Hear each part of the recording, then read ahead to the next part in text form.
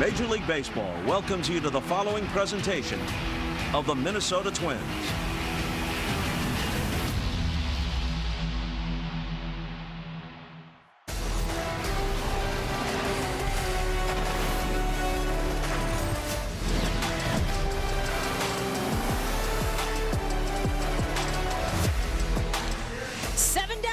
Two to go in downtown Minneapolis. It's the penultimate game of the homestand and a chance to make it a winning homestand at that. The Twins go for back-to-back wins against the Astros. It's presented to you by Progressive.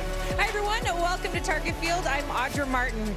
The Twins come into this game with wins in 6 of their last 9 and just a half game out of a wild card spot. However, after a busy morning, the team that is about to take the field tonight looks quite a bit different than it did just 24 hours ago. After a tough couple of weeks at the plate, the Twins went ahead and made the decision to option Royce Lewis to AAA while selecting the contract of infielder Orlando Arcia. They've also placed Ryan Jeffers on the 10-day IL with a left hamate bone fracture that he suffered late in the game last night. They've selected the contract of catcher Alex Jackson to take his place. Now on the pitching side of things, they've also designated Justin Topa for release or assignment and recalled Travis Adams. Earlier today, General Manager Jeremy Zoll met with the media to discuss all of the moves, including that decision to option Royce Lewis. You know, not something that we were hoping to have to do, and those are always really tough decisions. A lot of conversations, a lot of viewpoints went into that. But you know, I think the reality is, as we work through it and just trying to think through what's best for Royce, what's best for the organization, giving him that reset in AAA to hopefully get him going, get that confidence back is what's best. And you know, still a lot of season left, so hopeful that we can accomplish that here in short order down in St. Paul. I think on all these things, it's a multitude of factors for any player that struggles. You know, there's a variety of components. Obviously, since Royce came back from his brief stint on the IL this year, you know, his numbers haven't been where anyone are hoping that they'd be. But we also know there's a really good player in there that's had a ton of great moments for this organization, and I think there still are more to come here. So, you know, building back that confidence and finding the mechanical adjustments, give him that time in AAA, I think will be really valuable. You know, we know how hard it can be to make those adjustments on the fly at the major league level with how good the pitching is each night, and hopeful this reset will get him going. Corey Provis and Justin Morneau join us now from the booth. And guys, there's a lot to unpack with that many roster moves, but obviously the Twins making decisions that they think are best for the team right now while dealing with a really tough loss, the injury of Ryan Jeffers. Audra, it really is a significant day for the Twins, who tomorrow will play their 50th game of the season.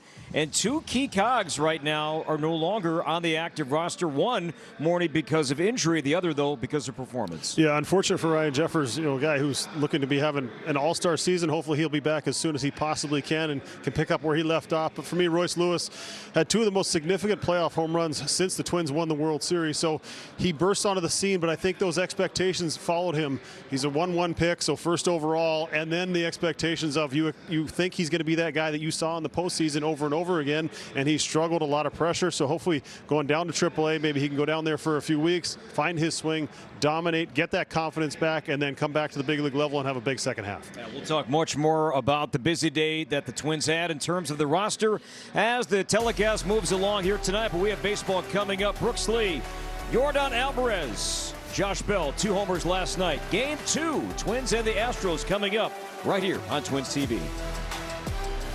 Summer's here. Pitching matchup for Game 2 tonight. Sammy Matthews on the mound for the Twins. His second starts is coming up from AAA St. Paul. Jason Alexander, a spot start for the injured Lance McCullers Jr. Matthews, Alexander, Twins, and the Astros coming up. And for the Twins, Buxton back in the lineup. Byron last played on Wednesday. All the roster news today, but their leader is back for Game 2. Minnesota Twins baseball is presented by Progressive Insurance. A grand slam for your budget. Visit progressive.com. And by Ford. Visit local.ford.com or your local Northland Ford dealer today.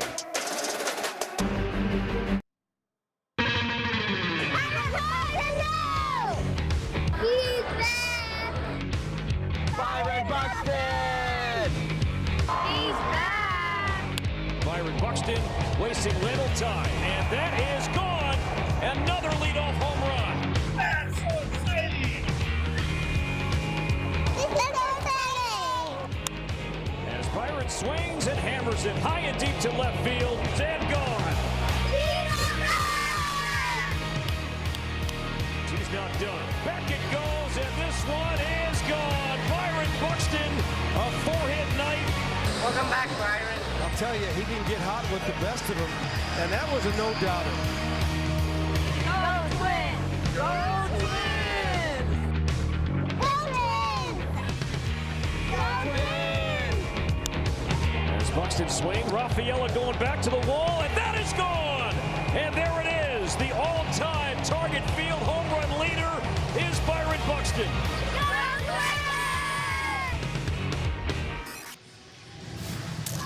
Now, by far the best news of the day, Byron Buxton is back in the lineup tonight, DHing. Cloudy skies here at Target Field, but dry. Temperatures have cooled in the low 50s, but we are beginning right on time for Game 2 of this series. Joe Espada and the Astros just 19-30 and only 7 wins away from Daikin Park here this season. We take a look at the Astros' forward batting order, and offensively the Astros are scoring nearly 4.5 runs per game, puts them right around average so far in baseball in run scoring. Jeremy Pena, Isaac Paredes, and Yordan Alvarez having an incredible season. Walker, DeCenzo, Cole, Myers, Shoemake, and Christian Vasquez, the former Twin, will bat ninth and catch once again tonight. And Zebby Matthews, we saw him morning against Miami, had a great start back in the mound tonight. We take a look at his numbers, brought to you by CarShield. Yeah, making his 27th career start, second this year in the big leagues, looking to follow up a very, very good performance in his last outing, as you mentioned, against Miami. Threw a ton of strikes, first pitch strikes. He was ahead in the count. He was able to land his secondary stuff. He was able to generate swing and miss. He was able to use all his pitches to both the righties and the lefties. Ball 1 strike on Jeremy Pena. His return to the Astros lineup last night, missed the prior 33 games with a hamstring injury. As we discussed last night and will again tonight, the Astros have been decimated by injuries this season. Currently 13 players on the injured list, among the most of any team in the game. Breaking ball 1-2, and Pete Mackey spoke with the Twins beat reporters before the game tonight, and what he mentioned with Zebby's last start against Miami, that his breaking balls and his changeup were competitive in the strike zone. Well, he's got a reputation as a strike thrower, but you want to have a reputation as a strike thrower with all your pitches. We know he has good command of that fastball. At the big leagues, it's the secondary stuff that really is the separator. 2-2 foul back slider.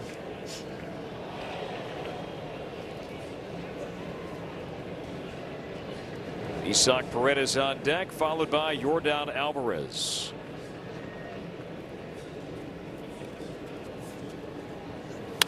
Two and smack up the middle and into center field, and a leadoff single for Pena.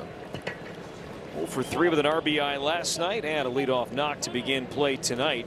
You know, the Astros right away last night, they were threatening at 3-on-nobody out of the first inning against Kendry Rojas, but did not score. Yeah, they were fortunate to get out of that mess, and Zebby in his last start as well had a couple base runners in the first, was able to work his way out of that. And down towards the end of the bat, just hit it in the right spot. But Zebby can get himself a ground ball here. That's right call, the cutter on Paredes, and you mentioned Zebby and ground ball. He had a very high ground ball rate in that outing against Miami. 58% of the balls in play were on the ground. League average closer to 40. And time taken here by Paredes. You mentioned the secondary stuff. He did make an adjustment to his changeup as well, trying to get a little more depth on it, a little more swing and miss, or potentially some more weak contact on the ground.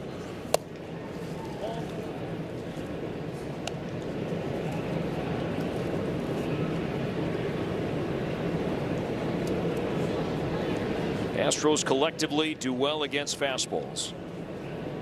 Pena 1 stolen base. Stays put. The 1-1 from Zebby. By him at 96.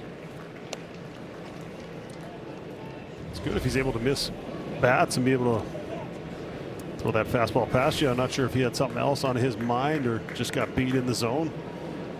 So if they were able to speed him up, now maybe get him out front on a breaking ball down and away. Just outside, Caratini setting up off the corner. Now, velocity for Matthews looks great. So far tonight, it was clearly outside. He averaged 95, Zebby did, against the Marlins. We've seen 97 a few times already tonight. The 2-2.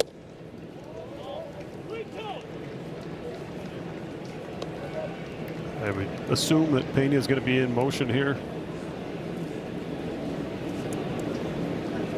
Dangerous. Yordan Alvarez was on base 3 times last night.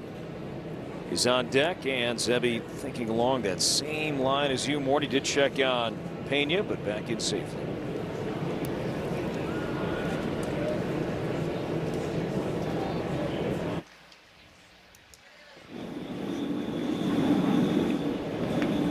Pena just back from the hamstring injury. Second throw over.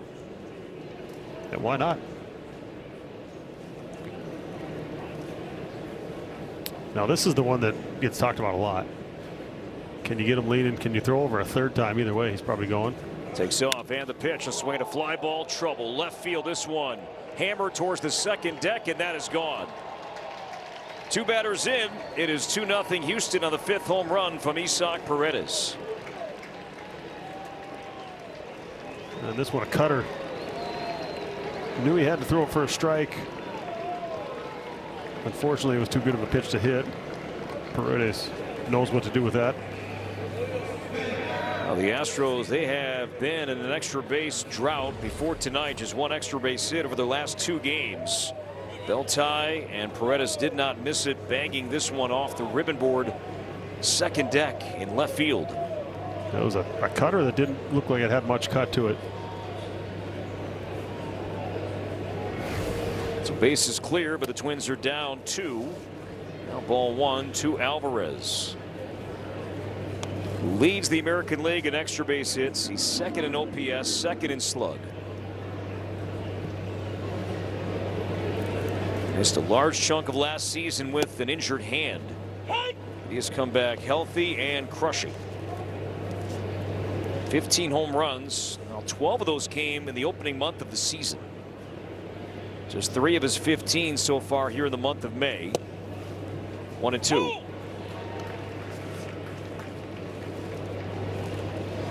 Now, because of Alvarez, Houston now with 60 home runs as a team. That is 6th most in baseball.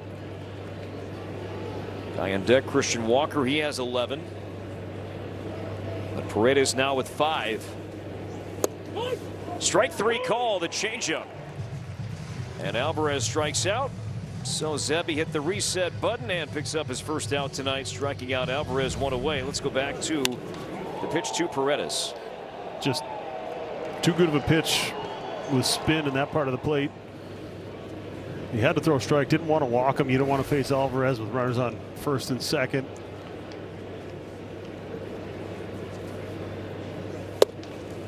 It's amazing how a guy can go from throwing a shutout, absolutely dominating, one of the best starts of his major league career, and then all of a sudden the game will remind you.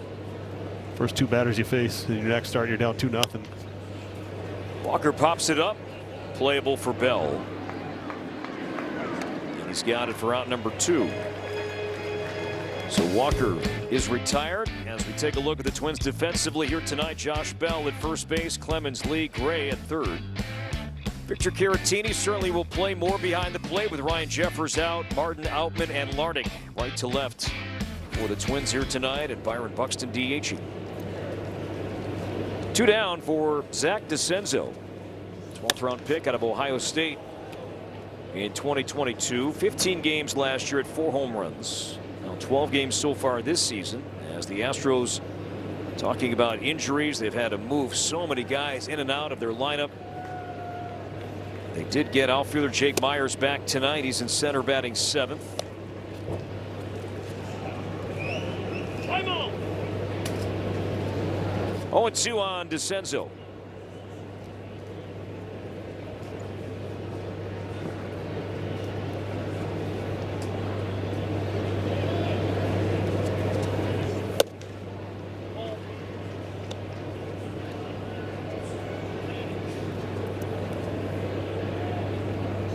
Twins have won 6 of their last 9. The Astros have dropped 7 of their last 10.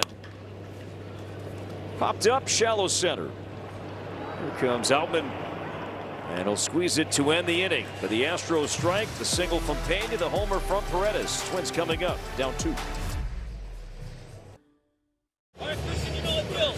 Derek Shelton and the Twins coming up here, bottom 1, trailing by 2. With the win last night, the Twins are back over 500 here at Target Field. The Menards Twins batting order. Great to see that man back. Byron Buxton back in the starting lineup, saying hi to former teammate Christian Vasquez. Josh Bell, a 2-homer night last night, 12 career multi-homer games. Clemens, Martin, Lee, Caratini, Gray, Outman. Round out the Twins batting order, and Jason Alexander making a spot start tonight for the Astros. And Byron swings. No surprise first pitch he's seen since Wednesday, but now we take a look at Alexander here, Morning. Yeah, the numbers don't jump off the page, but he had a really good run for the Astros last year where he was one of their best starters. He's got a plus changeup. That's his best pitch. He's going to throw that to both the righties and the lefties. More sinkers of the 3 fastballs that he throws to right-handed hitters. He'll throw that cutter to lefties. He's going to need to mix and match and hit his spots. He's not going to overpower you with velocity. That's his bread and butter right there. He'll go to that at any count, any situation. And Buck going up there swinging aggressively. He's trying to take advantage of that. Wouldn't be surprised to see him maybe try and throw another one of those changeups below the zone, see if he can get Buck to chase. Byron, 2 hits on the homestand, both hits home runs. And chase the changeup, so Buxton strikes out. So 1 away. Trevor Larnach is coming up. How about our keys to the game, Morty? Brought to you by Toyota. Attack the marine biologist and 5 or more.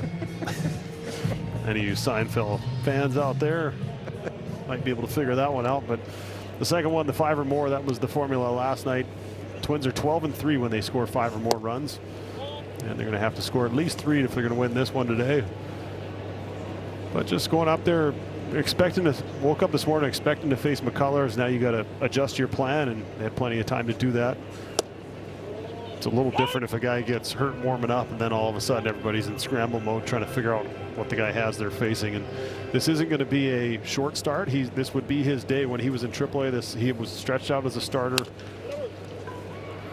As Larnach grounds 1 to first, and Walker to the bag and 2 down. So he's stretched out enough. It's not a situation where he's going to throw 35 or 45 pitches and then you're scrambling to see who's coming in next. They're expecting length out of Alexander. Let's see if the Twins can not let that happen. 33 years old. He did see the Twins once before. That was as a Brewer back in July of 2022. Milwaukee won that game 6-3. The only Twin in the lineup tonight that was in the lineup that day struck out a moment ago on Byron Buxton. He went 0 for 4 in that 3-run loss 4 years ago. Josh Bell. He has great numbers against either splitters or changeups this season. Slugging .410 against off-speed pitches. 3 for 4 last night. 2 homers. He drove in 4. And now he's down 1-2. You said it felt like it was a year between home runs. It's amazing in this game. You think you're on a run, you're good to go, and one part of it disappears on you. Track that changeup well. Now a 2-ball, 2-strike count. He stays in the batter's box the entire time. He's not letting him rush him.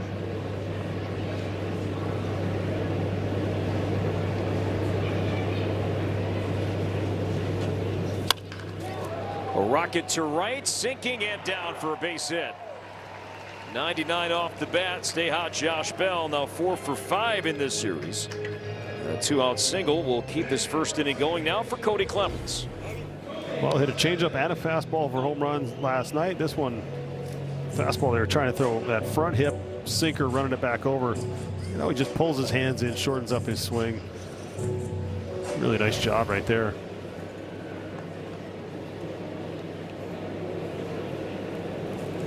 Now Cody Clemens, whose hitting streak ended last night at 6 games, will try and start a new one tonight. 0 for 3, did reach with a walk and a run. Yeah, the extra base hits starting to show up for Cody, driving the ball a little more frequently, and the opportunity he's got against lefties, he's been very good as well. Clemens starting at second base tonight defensively. Just the second time he's done that this season. Shallow left, DeCenzo in. He'll get there and makes the play. And the Twins lead one. Houston up in the second by 2. Twins TV is presented by Progressive. And with Zebby Matthews making his second start of the season, I asked Pete Mackey if he's seen any change or growth in Zebby on the mental side of things. And he said, yes, 100%. I think he's giving himself more grace. You know, Zebby expects a lot of himself. And now there's this acceptance that it's not always going to be a complete game shutout. He said even his self-talk seems to be better and more positive. But Mackey also mentioned, you know, when Zebby first got here, you can almost tell that he was frustrated if every inning wasn't perfect. But now he realizes that all those guys in the other dugout, they're really good too. So you can do everything perfectly, they still may get to you. So he's going to have to give himself some grace so far tonight with 2 runs on the board, guys. But hopefully that new kind of mental approach will help him out. That reminds me, Audra, of that great line from Logan Morrison back in 2018. He said, yeah, you know, pitchers, they drive nice cars too. Okay, so hitters do, and there are guys throughout the game that drive nice catcher automobiles. challenge a ball call. Victor Caratini with a challenge here. ABS challenges are powered by T-Mobile. And Caratini The pitch was a ball. It's confirmed. Minnesota has 1 more challenge. with a rare miss, just his 7th miss. Now 19-7. Challenging balls and strikes behind the plate. I like that one. It was close. Chance to strike a batter out. Why not? 2-2 to Cole is flipped out to left and right at Trevor Larnach.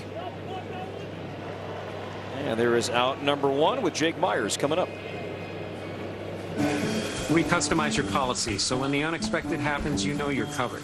That's simple human sense. The return of Jake Myers here tonight. Houston did get Jeremy Pena back last night. Now Myers here tonight. He's been on the IL since April 10th with a right oblique strain. Put together a good season last year in 2025. On base percentage over .350. He can run 16 stolen bases. And plays center field tonight.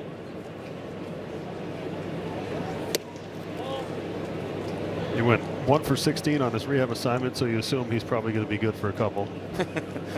It's funny how that goes. Get down there and results don't matter as much. A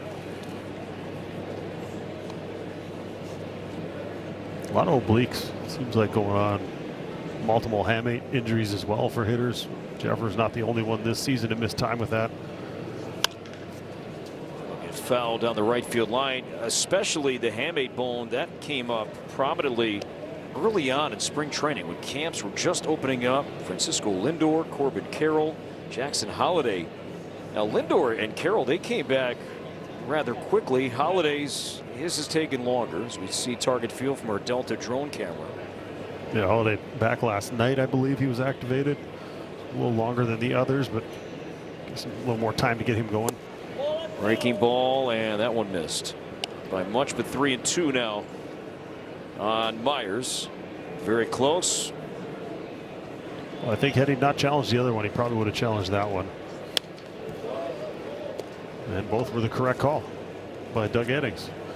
Crew chief behind the plate. Eddings tonight for game 2. Got his own pants on tonight too. That's good. The umps are good to go. That must be one of your keys to the game. I was just going to say that we missed the Toyota keys to the game. Make sure. Although attack the marine biologist, I think that's my favorite so far this year. Shallow right center and will land beyond Clemens. Off the handle. Jake Myers with the 1-out knock here in the second. And the Astros have some speed on, leading by 2. This one a slider. And that's why he got jammed. That ball just kind of backed up on him, up under his hands. You're expecting that ball to end up in a certain spot. It doesn't. When your path is good and you're able to stay through the zone like he did there, you end up getting some hits out of it. Now Braden Shoemake, acquired from the Yankees back in April. I'll expect contact out of Shoemake. Yes, he has struck out 9 times in a small sample. Has yet to walk, though. So far in 18 games with the Astros, he's homered 3 times, 0 for 4 last night. 0-2.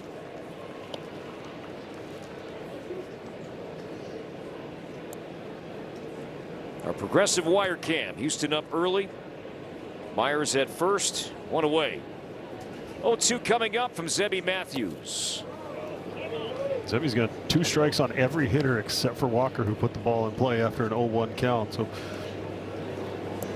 much as his reputation is, he throws a ton of strikes.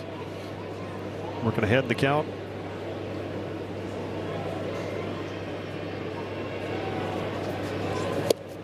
Swing and a miss on a slider. Helmet comes off from Shoemake. Second strikeout for Zebby.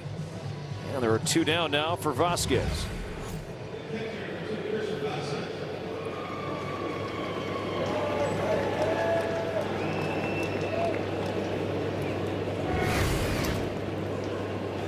Back-to-back starts for Vasquez. He has been playing more than Cesar Salazar, Yadier Diaz. Catcher is on the injured list right now. And Vasquez, who signed a minor league deal with Houston back in March, made the team.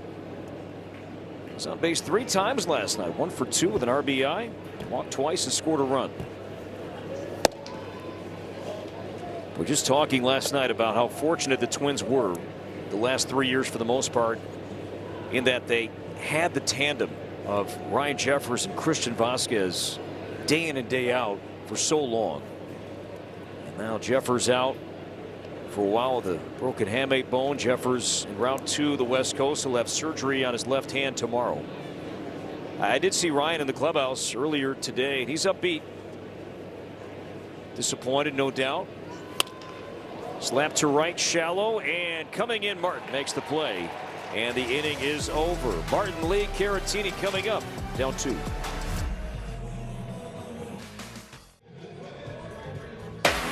Minnesota Twins baseball is presented by your local Toyota dealers and by Menards. Save big money at Menards on all your home improvement needs.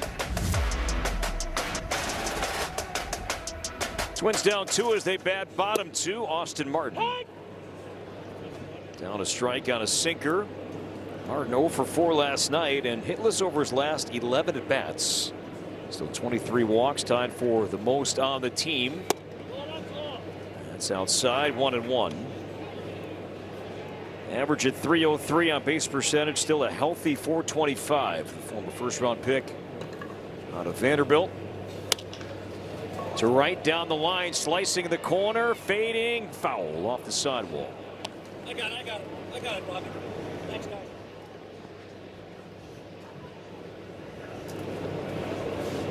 Zach Cole and right tonight for the Astros.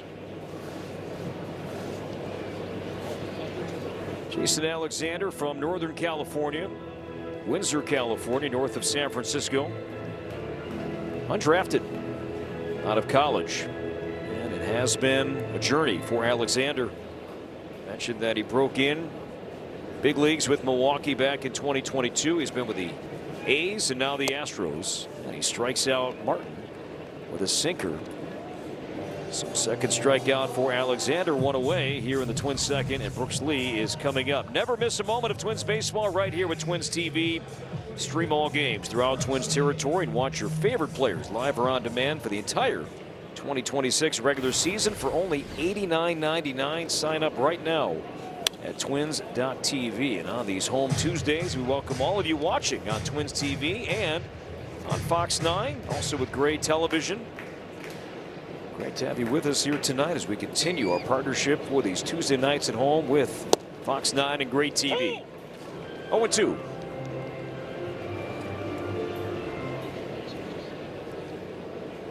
Brooks Lee 1 for 3 last night.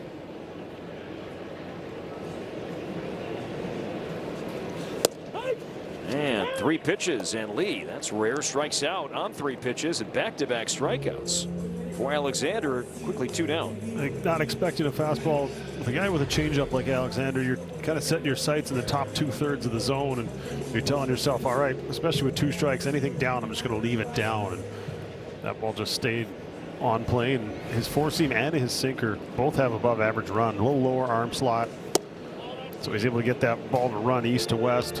They'll try and front door that pitch to left-handed hitters. We saw Josh Bell get a base hit on it in the bottom of the first, but It's that movement, and then he throws that changeup off of it. So it's not overpowering velocity, but it's a little different arm angle, a little more run than you're used to seeing, and then very similar look coming out of the hand as that changeup. You see that ball running from one side of the plate to the other. It's movement, deception. The Twins can adjust here and find something in the zone.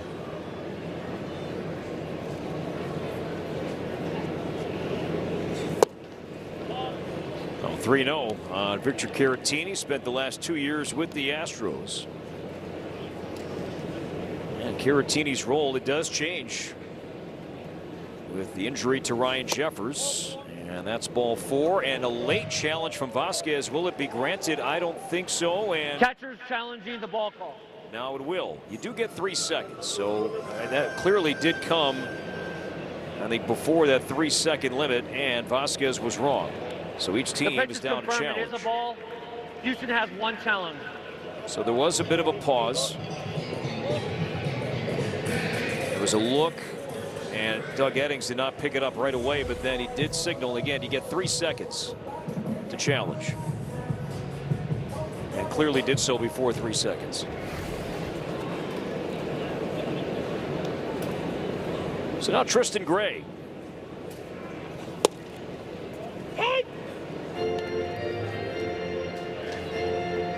So sinker and four seam, the movement on TV looks very similar, but that sinker actually has more depth to it. Just that right there, just pitching. It's just letting one pitch play off the other, trying to get them look as similar as you can out of the hand. And those two very similar spot in the strike zone, and the one changeup right there just bottom fell out of it. It's a Vulcan changeup that Alexander features, and that time Gray did not offer at it. It's a pitch he's always had. Mentioned that he went undrafted out of college, and he began his pro career pretty much with that Vulcan changeup and a fastball.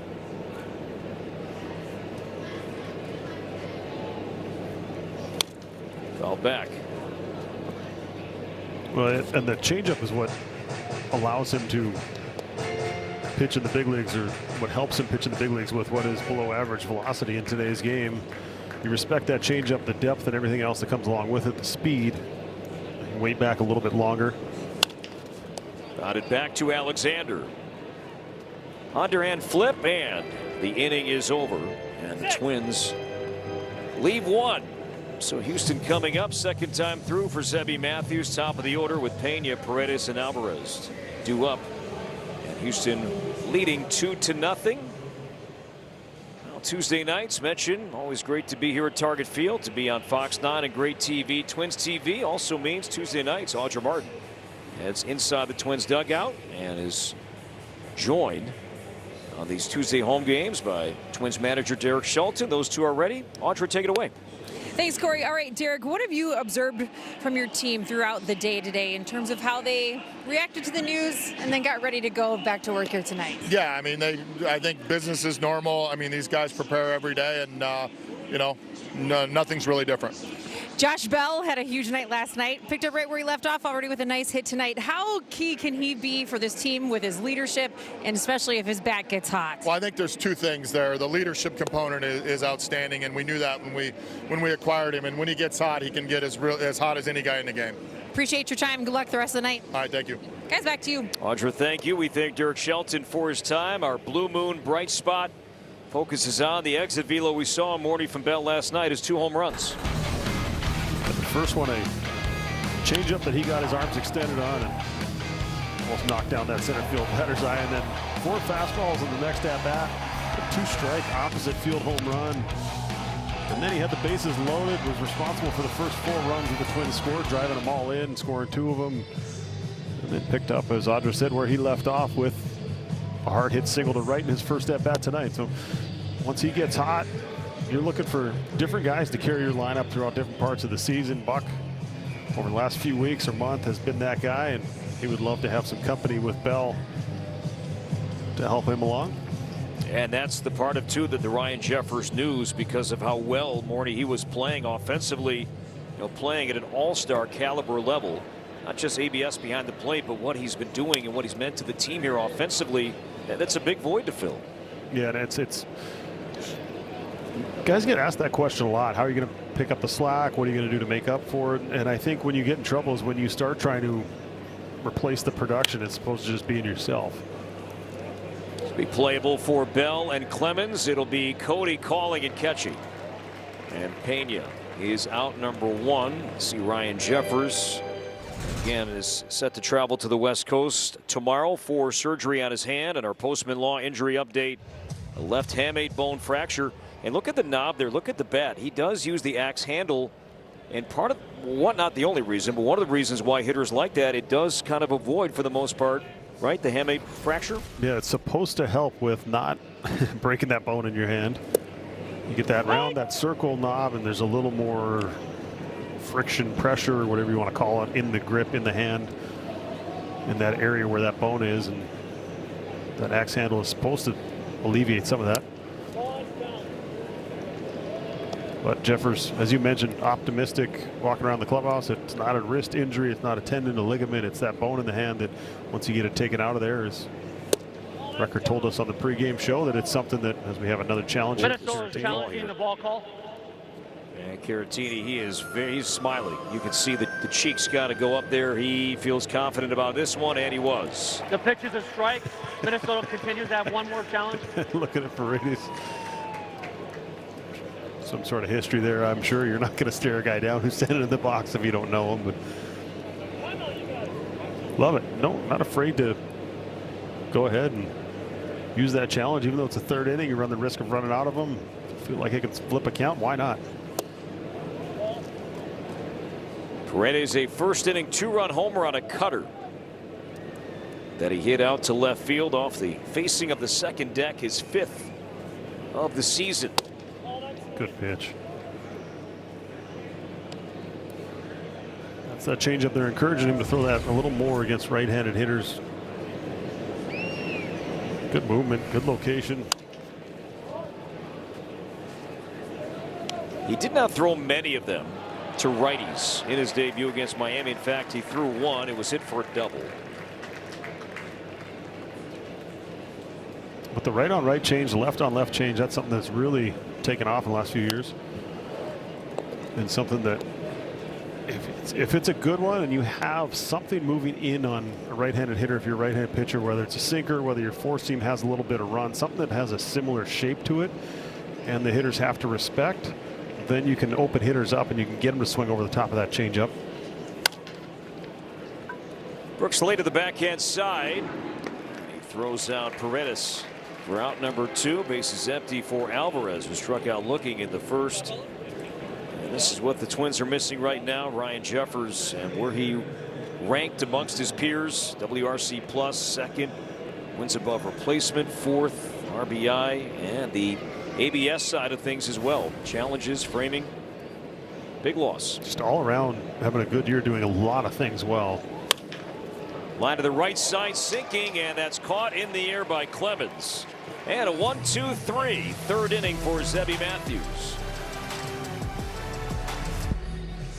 $2 back. The Twins value menu features home run deals and fan favorites, all for $6 or less, from pretzels and hot dogs to sodas and beer. Find your perfect ballpark fare at value stands throughout the ballpark. Catch the game with Grand Slam savings and get your tickets at twins.com/value. Outman, Buxton, Lardick against Jason Alexander. Twins down a pair here. More playing time here lately for James Outman in a starting capacity. A couple of things with that. Check swing and no swing, says Marvin Hudson. You know, Byron Buxton's hip injury putting him out the last few days. He's back DHing tonight, but also Matt Wallner. And Wallner being optioned out to AAA. One outfielder off the roster. Creates another. Yes, Kreidler has played some center field, but more playing time here for Outman lately. Yeah, created an opportunity and looking like he's getting some more rhythm at the plate, making more solid contact. I'm sure he'd like to have a run of playing time. Waves and misses. Not a good cut there on the Vulcan changeup from Alexander. And 4 strikeouts for Alexander, first time through the order. And now Byron Buxton is back. He will bat. Here's our Liberty Mutual Insurance field coverage. And we look at the numbers for the two-time All-Star since 2025. Slugging 4th, home run 7th. OPS, hard hit rate. On pace for a 50 home run season. And all that in far less games than all the other guys he's being compared to. Incredible what he's able to do.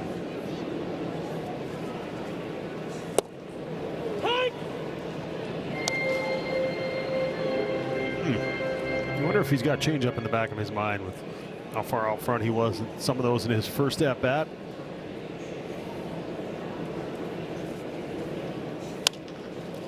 Flared to right, shallow, fading, and that is down for a base hit. It's fair. Buxton, no helmet, on his way to second base, and no problem.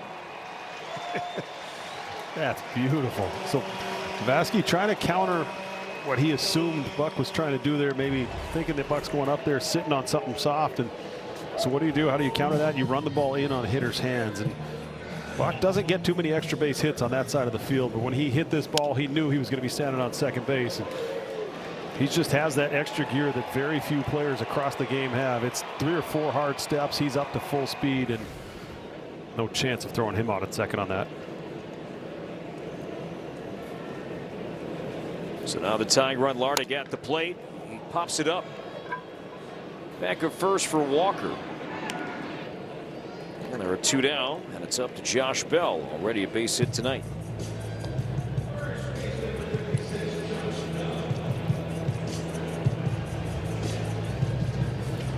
When Derek Shelton joined Audra a moment ago, mentioned that Shelty did that he has seen stretches from Bell that can be ice cold, but then can be quite hot. And that goes back to when Bell played for Shelton in Pittsburgh in 2020. And the home run drought before last night, it had been there. You know, Morty's last home run before last night was April 9th. And as a power hitter, a guy who's a DH corner infielder, you're well aware of that. Pulled foul, just foul down the right side.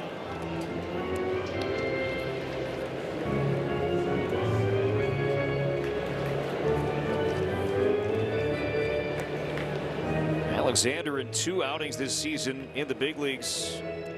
Knocked around by the Orioles and the Dodgers. Allowed a combined 10 runs in 6 1/3 innings.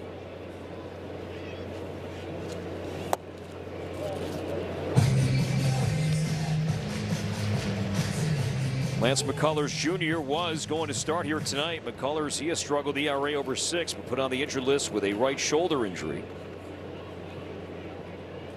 Joe Espada and Alexander in the bullpen, and has him on the mound in a starting role in the absence of McCullers tonight.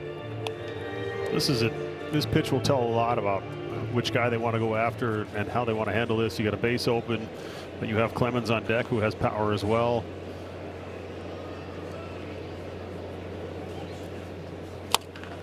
Bell to first, high hop, and Walker makes the play, and the Twins leave Buxton in scoring position.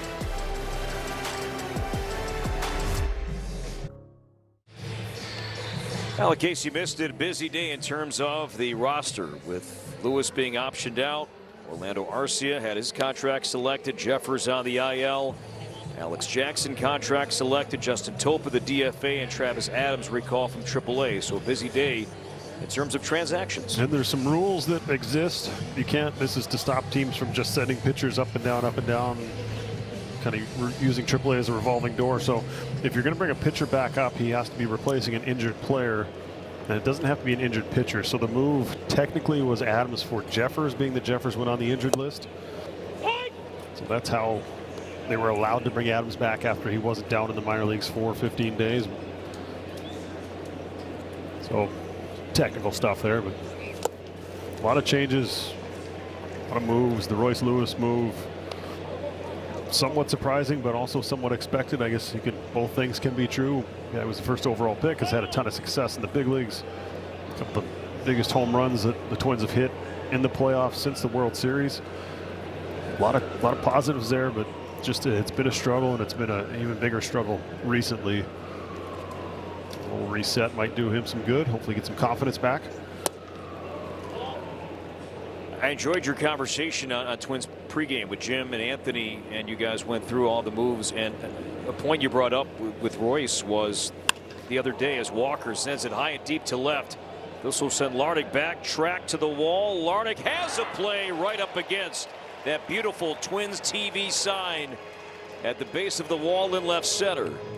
So Walker, hello Twins TV, is out number 1 here in the 4th inning. Well, he got Alvarez on the curveball to line out the last inning, and that one there, it's about maybe even off the train tracks in Houston. It's Crawford boxes in left. If it stayed in there, it would have been a home run for sure, but thankfully we're got a cool night here in Minneapolis. That ball stayed in the park. It's a home run in 19 parks, but not here, not tonight. So 1 out. But getting back to your point, when Royce on Sunday struggled, we saw that against Milwaukee when he tried to bunt. That caught your attention.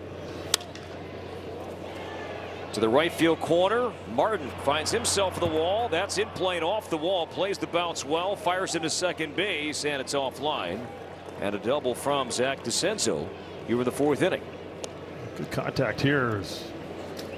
Our conversation keeps getting interrupted by baseball, but how dare you? I mean, that's what you do. They throw it away, you hit it away. 96 miles an hour, splitting the outside corner in half. And Martin played this really well. He was tracking, and once he realized it was going to be off the wall, put himself in a great position to make a throw. Well, Zach Cole. And Cutter misses low. Yeah, talking about back to Royce, talking about that bunt. I think for a corner infielder, for a guy with power, a guy you need to hit, drive the ball for extra base hits, to go up there and see him bunt tells you, or at least it seemed to me like an indicator of where his confidence was at. And I understand you realize your job is just to get on base and you're trying to get out there and set something up. Maybe you feel like you can steal a bag. But that's when Royce Lewis is right. He's not walking up to the plate thinking about bunting. He's thinking about hitting that grand slam. He's thinking about hitting that ball hard somewhere, getting his arms extended, staying on something. And I think when you see a guy do that, with the swing changes he's made, with some of the comments he's made over the last week and a half, and I think it would just seem like the right time. I think the expectations for that young man have been sky high. That's what comes along with being the first overall pick in the draft.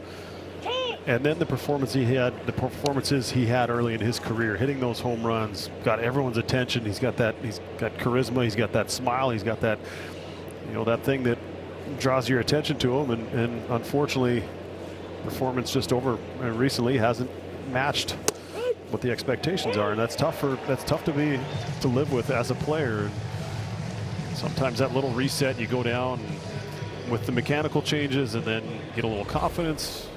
The mental side of it comes back around, and you see him back up here for hopefully a long time playing third base at an all-star level. But he's got some work to do to get back to that point, and if he goes down there, finds the right attitude, and gets on a roll.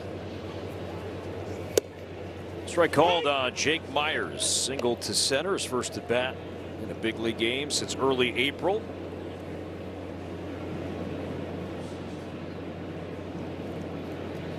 Houston last night 2 for 11 with runners in scoring position. As a curve misses away.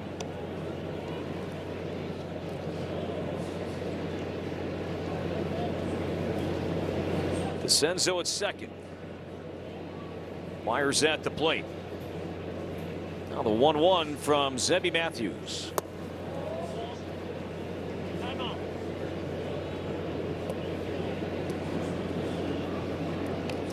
It's just the question is always, what is the right time?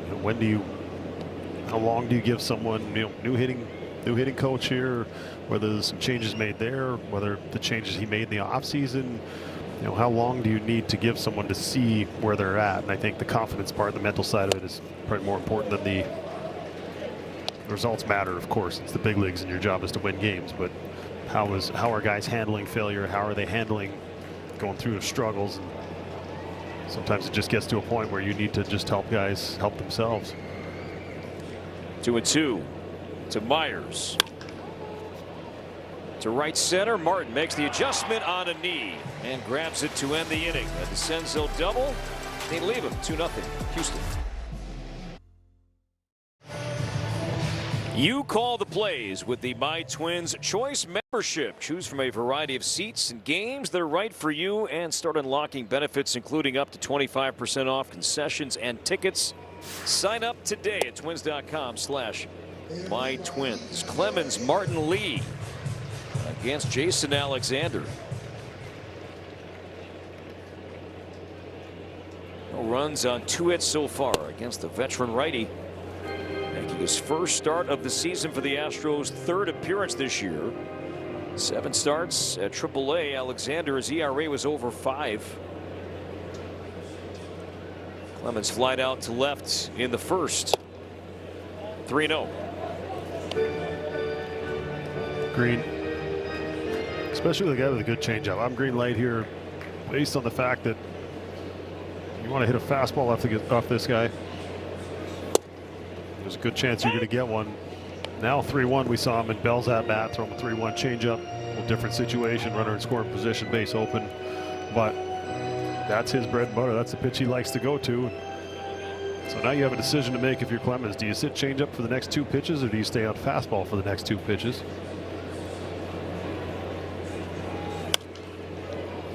Was a fastball, now 3-2. I think that's sometimes the way you have to look at it as a hitter. It's not only the pitch, it's possibly the next 2 pitches. So, all right, if I don't get what I'm looking for 3-1, I'll give myself an opportunity to get it 3-2. As Clemens sends it to right center field, but in the ballpark for Cole. And 1 away. So Austin Martin coming up. He struck out swinging in the 2nd. Alexander so far has been missing a few bats tonight. 2 on the changeup and 2 on the fastball. That sinker that ran in on Austin Martin's hands and froze Brooksley at the bottom of the zone, and then a decent changeup to Outman as well. Vasky doing a good job back there of mixing up the pitches, not settling into any patterns.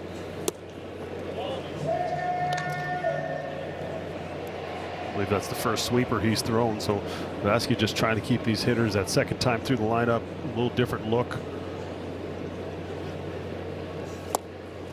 Especially because he was set up for that first pitch breaking ball by the previous at bat. He struck him out on that sinker running in. So as a hitter, you don't want to get beat the same way over and over. So you show him a little something different, and they went right back to that sinker in. And he clipped him on the elbow.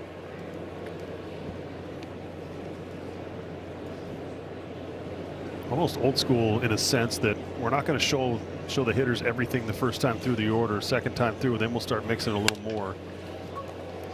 Not too many on the ground tonight as Paredes throws out Martin. And quickly 2 down. When pests show up uninvited, Plunkett knocks them out of the park with trusted professional care. From first visit to long-term prevention, get Plunkett's today.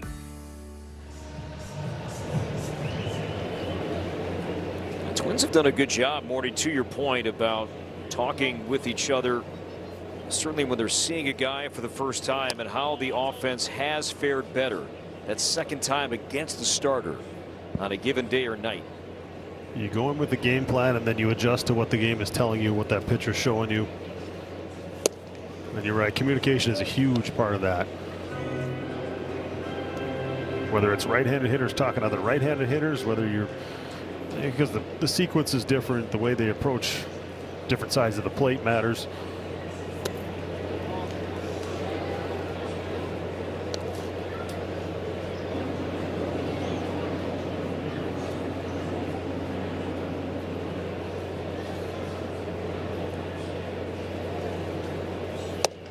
Now 3-1 on Brooks Lee. If he reaches, Victor Caratini would come up next. I wouldn't mind a Brooks Lee bomb into the flower box. Sure.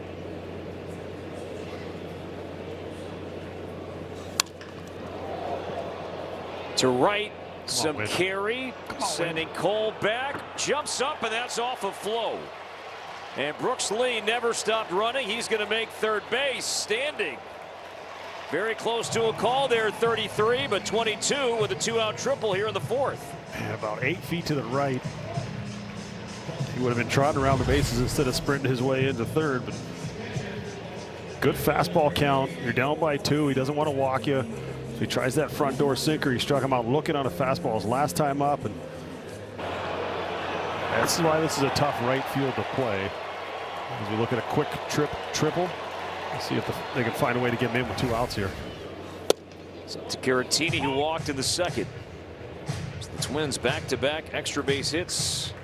These last 2 innings, a Buxton double in the third could not bring him in. Now a late triple here in the fourth. Can Caratini come up with a clutch 2-out swing?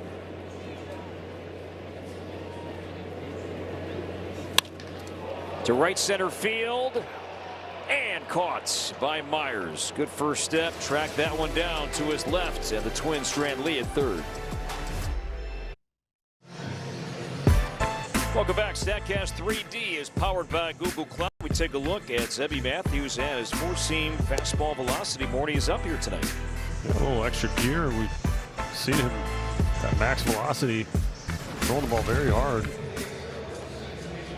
I think ticks up, and the hitters pay attention to it, even on a cooler night like tonight. You kind of nudge the guy next to you, go, look, looks like he's throwing a little harder tonight. Might be 98 instead of the 96. Struck out Braden Shoemake, swinging in the second with an off-speed pitch. It's Shoemake, Vasquez, Pena, 8-9-1 for the Astros. Zebby facing Houston for the first time ever tonight. Not the call there, and both teams have 1 challenge remaining. And this looked to be off the outside corner. It was. Twins catch a break, and the Astros do not challenge. Pulled foul. Now Houston, too, interestingly, they have fared well. Talked about this as well last night in terms of challenging as hitters. They have been better than just about any other offense in the game in terms of how accurate they have been challenging as hitters, well above league average. Now, a big part of that is not playing in Jose Altuve. Has a very keen eye. He's on the IL with an oblique injury. I was really interested to see, now that all the players have got measured in spring training, so the strike zones were exact to their height. I was really interested to see him throughout the course of the season. If his zone shrunk, did it benefit him at all, and how is it going to affect Judge on the other end of it? Slider strikes out Shoemake for the second time. What's that? What's the zone look like for each player? It's now specific to each one. This one had some good depth to it. This is, compared to last year, breaking stuff a little more north-south. He's got a little more depth on it, not quite as much side to side, but there's a couple up there that have just kind of spawned. He got punished on one of them, but it's just ever evolving. 27th career start, so still a lot of learning going on every time he takes the mound. Twin starters entering play tonight with the 7th lowest ERA of any staff in the game. And over their last 10 alone, the Twin staff has put together an ERA in the mid-2s. Twin starters last 10 games, a 2.25 ERA. Bailey Ober, big part of that. This homestand began with his complete game shutout. Vasquez to shallow center and Outman. 2 down. You don't need to be a sloth, just don't be a cheetah. Slow down and enjoy the ride. Hey, we can live with it. Jeremy Pena is a 3rd-round pick by the Astros in 2018. He was born in the Dominican, but then moved to Rhode Island when he was 9 years old. And was drafted out of Providence, 3rd round in 2018.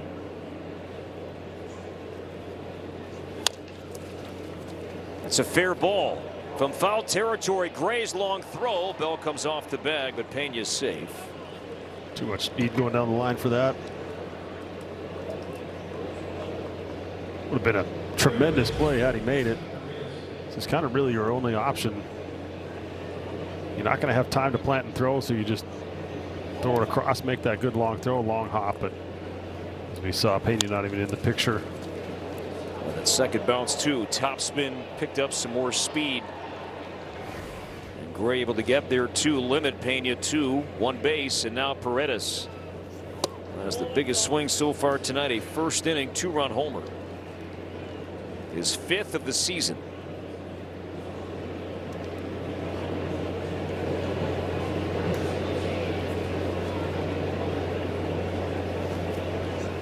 The season began for the Astros, Morty. You wondered, where did Paredes kind of fit on this team, right? With Jose Altuve at second base and Walker at first, Jeremy Pena playing short, Carlos Correa playing third. Yeah, here was a guy that seemed to be out of a spot. We prefer to have Alvarez in the DH spot as well. So yes, where's the playing time going to come from? And now with all the injuries, and Correa done for the year, Altuve done for a while, Pena, as we saw last night, first game back in a while, just never know how it's going to go. I was going to say that in the analytics world, there's a lot of questions that does protection matter? Does who's hit behind you matter? And that first inning at bat kind of tells me what you need to know. You didn't want to face Alvarez with 2 guys on, so he got in a 3-2 count, had to throw him a strike. Pops it up. Now the infield, Clemens makes the catch, and the Astros leave 1. Twins are down 2, bottom 5. Byron Buxton bats third when we come back. In the Pizza Hut app. St. Cloud State night here at the ballpark. Chilly, but we play on here, bottom 5. Twins down 2. Tristan Gray, James Outman, and Byron Buxton to face Jason Alexander. You know, Gray with the team right now, but he is going to depart here relatively soon. His wife Madeline pregnant, as the Gray family expecting their second child any minute now.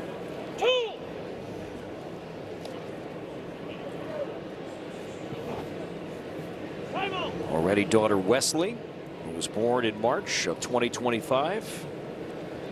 And baby number 2 on the way here shortly. Well, we wish them luck and everything goes well. It's something an opportunity you cannot miss. It's a moment you'll never get back, and something you'll probably regret the rest of your life if you're unable to make it there. I'm glad things have changed in that matter. Caught by Walker as Gray lines out. So 1 away here in the 5th inning. In terms of the Twins and seeing either changeups or splitters, that has not been a strength for the team here so far this season. Batting average 180, tied with the Guardians for the lowest in the game. Slugging power dead last in the game. I was asking some of the Twins coaches about that a couple of weeks ago, as the numbers really haven't changed that much, but they did point to early in the year, especially April, with how platoon oriented and dominant that the Twins lineup was the first month of the season, not to mention all the lefties that they were seeing early in the year. They weren't too surprised by those numbers then, but hopefully those numbers will start to climb here now as they see more and more righties. That is the hope, and I do see the reasoning in that. Makes a lot of sense. It's hard to be a left-handed starter in the big leagues if you don't have at least an average changeup, but more than likely an above average with all of the platoons that go on across the game. So yes, you're going to see some tough pitches, but those numbers are going to have to improve, which are somewhat surprising for how good the offense has been to start the season.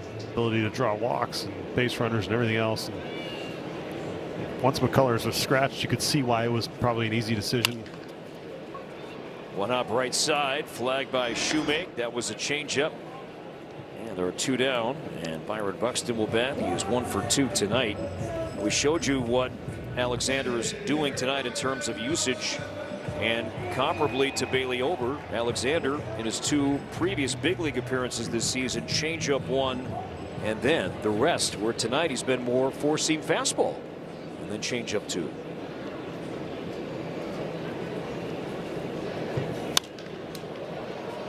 Flipped out to right. And Zach Cole makes the play, and Alexander has a 1-2-3 inning. First time he has done that here tonight. Now we keep it here for tonight's Twins Insider, and we are going to take a moment and applaud the work of the outstanding and the best grounds crew in the game. All the work they did last night. The 2-hour rain delay, the field looked great. Then more rain last night, and the field looks fantastic here so far tonight, and we are ready to go. So great job of the grounds crew. Well, something's up down the left field line here for a moment. Not exactly sure. Joe Sutton has a mic in his hand. Joe, what's happening down there?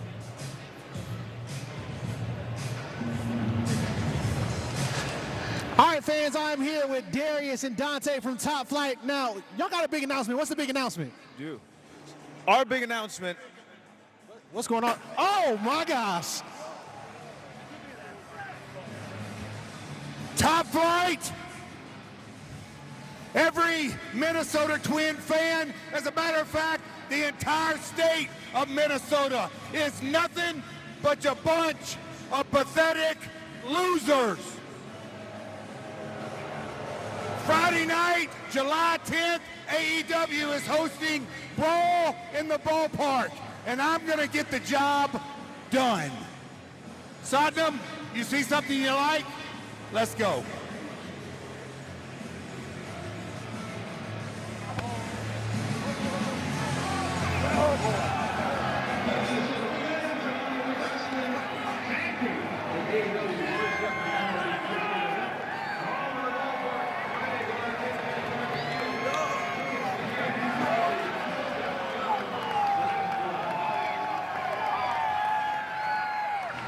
You gotta get back there too. I'll drop that on you too.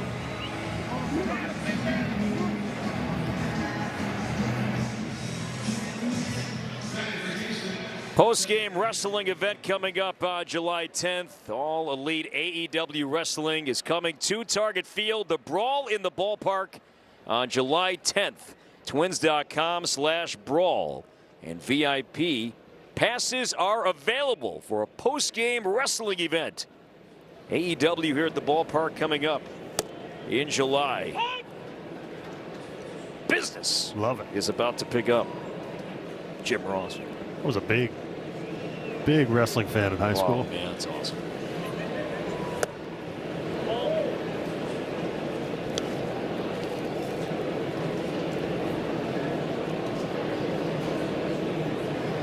Yordan Alvarez. He's built like a wrestler. 0 for 2 tonight. He's lined out and struck out, and look at this. Boom.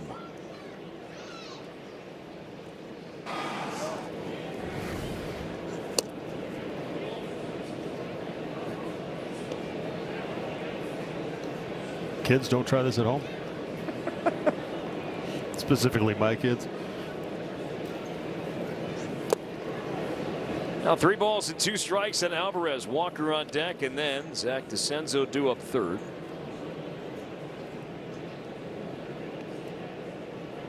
Zebby now at 90 pitches here in the 6th inning, and strikes out Alvarez. Still plenty of life on that fastball. 96.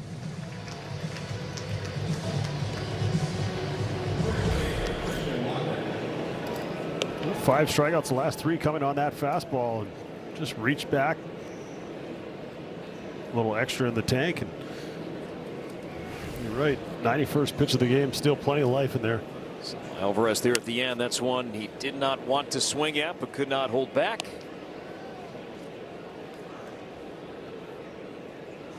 So 5 strikeouts now for Zebby. Back-to-back really good starts in the big leagues. He's left 1 pitch in the heart of the plate that got hit out of the park.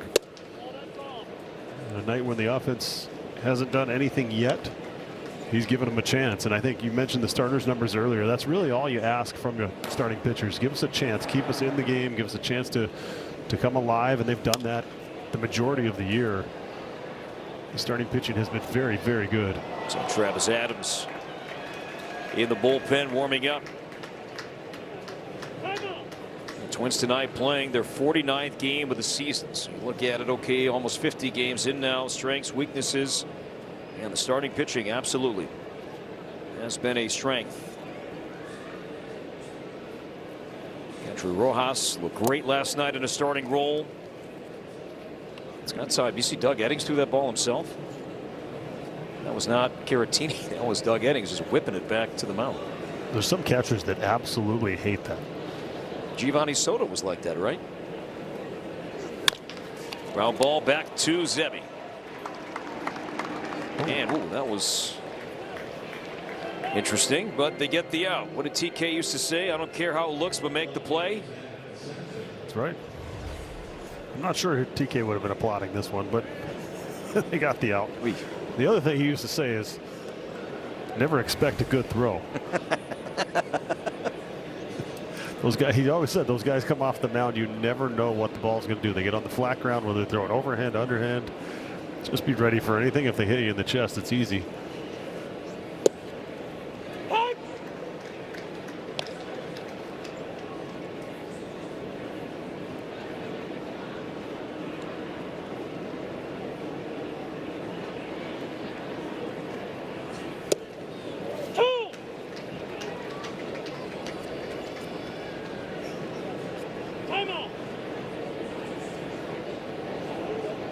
Zebby warming up the hand. It's getting cooler as the night goes along. See if he lets this one rip. Hardest fastball of the day above the zone. Call Morty 97 up. Fouled back by DeCenzo. Now you have a lot of options. You showed him that you're willing to go up there with 97, so plus fastball. You can go back up there again, even higher. You can try and bounce something here and trust your catcher. A career high 100 pitches thrown in a major league start from Zebby Matthews, and he strikes out Zach DeCenzo. Zebby's been good. Boy, Jeff Jarrett, Darius Martin smashing guitars. It's a slobber knocker at Target Field tonight. .com. Larnick, Bell, Clemens against Alexander. First pitch popped up across the foul line is Paredes. Trevor Larnick now 0 for 3 and 1 down here in the 6th inning.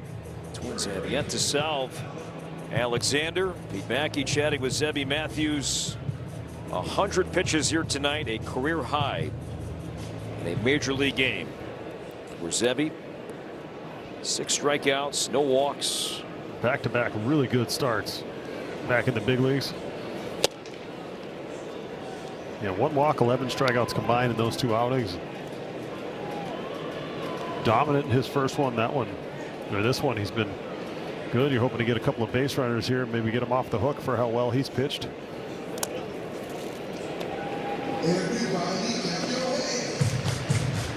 It'd be interesting to see so many pitchers. We see him now holding that glove tight against their body. Alexander, a guy who is a little bit open. If the Twins are able to get a runner on second base, you wonder if he's going to change that look. So you can't really see in that glove with most pitchers now. Chop fair. Do it. Down the left field line, and Bell has his second hit tonight. And the tying run coming up in Cody Clemens. Just under 104 miles an hour, so he's really finding that good part of the bat. Take what they give you, just flip it the other way. He was thinking 2 out of the box, but then realized wouldn't have had much of a shot had he gone. Well, you got a runner on now. See if he can put a ball in the seats and gets Zebby off the hook. Alexander in the minor leagues this season, 34 innings, allowed only 2 home runs.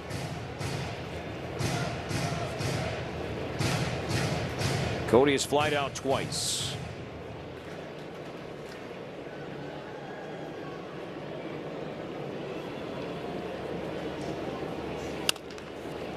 To Walker.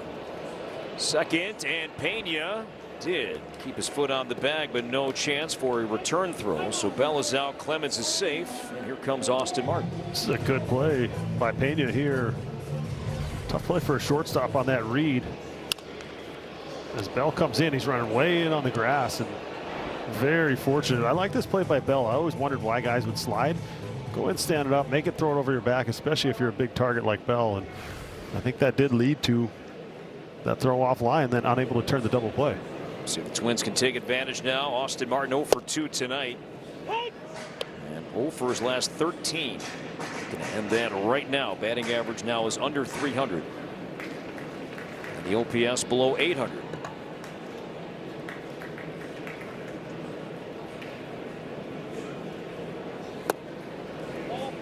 A guy whose spot in the lineup has really fluctuated. He's hit at the top, he's hit second, he's hit down. And he was hitting leadoff while Buxton was out the last few days with a sore hip. That's 5th here tonight. 2-1.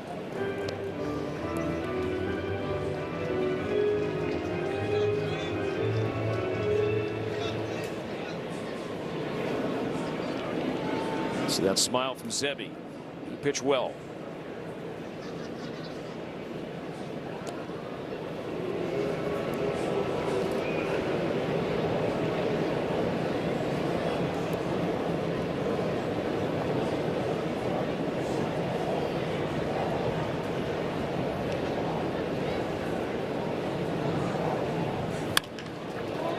Smack to left center field, and DeCenzo makes the catch. Good swing from Martin, but he lines out. 2-0 out of the 7th. Minnesota Twins baseball is presented by Ram Trucks. Nothing stops Ram. And by Delta. From Twins territory to the world, Delta, official airline of the Minnesota Twins. Zebby Matthews all smiles tonight. He pitched well. 6 innings, 2 runs, 5 hits, no walks. He struck out 6. A career high 100 pitches thrown here tonight. His night is over as the Astros are batting in the 7th. And Anthony Banda takes over. 3 straight scoreless appearances for Banda. You look for him to come in, attack that strike zone right away, hold this game right where it's at.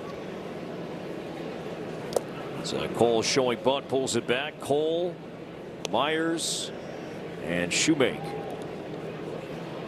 This is something that is, before we get back to the levels they used to be, but a lot more hitters willing to bunt, willing to show the bunt. Not a bad idea if it's there. Talk about this all the time. Even if you don't get the bunt down, it forces those infielders to play closer to home plate, which takes away their range, opens up parts of the field.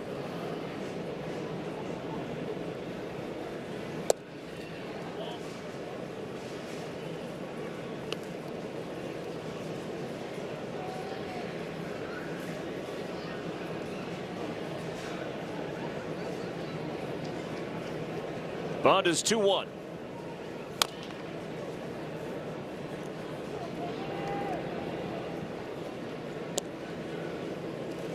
Cole, homegrown, 10th round pick by the Astros out of Ball State in 2022.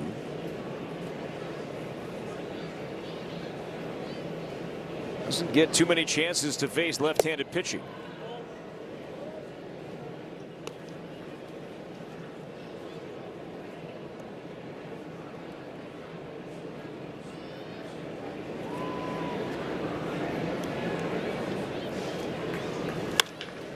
To the right side, hit hard, but right at Clemens. 114 off the bat, but Clemens positioned perfectly. Because of that, robs Cole of a leadoff single. It's the second hard hit line drive he's caught in this game. Go down as our unreal defensive play of the game. He absolutely squared that ball up. Jake Myers, who was 1 for 2 here tonight.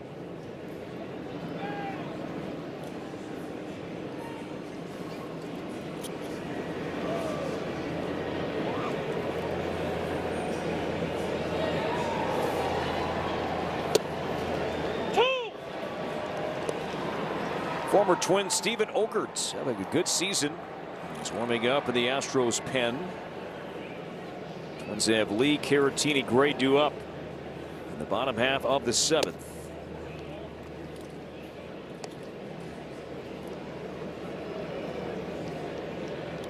Festivus now, or Serenity now, I should say, as Alexander's been tough.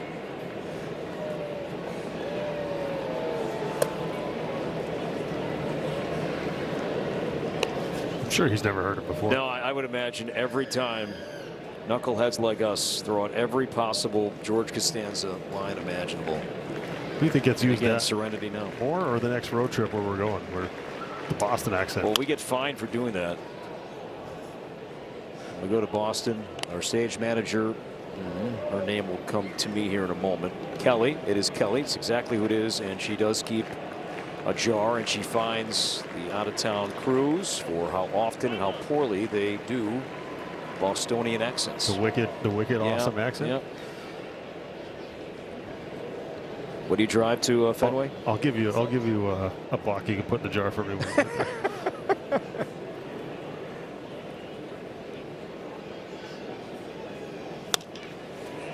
It's a shallow right, and Austin Martin makes the play, and there are 2 down for Shoemake with the Astros on top by 2 late here tonight. Experience a Twins game from Legends Landing. The newest all-inclusive area. Target Field offers great views of home plate and the downtown skyline with unlimited food and beverage. Make your next game day destination right here. Twins.com/Legends Landing. Speaking of legends, we welcome the legendary Trevor Plouffe back to Twins TV for this upcoming road trip. Making the flight cross country. Your old teammate, number 24, Trevor Plouffe, back in the booth at Fenway on Friday. Looking forward to that. Sad to miss that. That's my favorite ballpark other than this one. 0-2.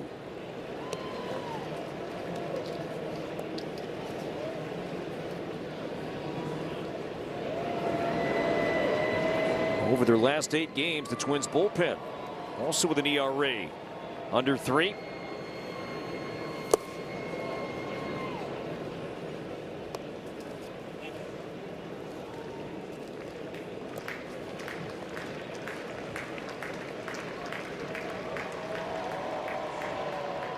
Twins have not been shut out yet this season. They have 2 shutout wins.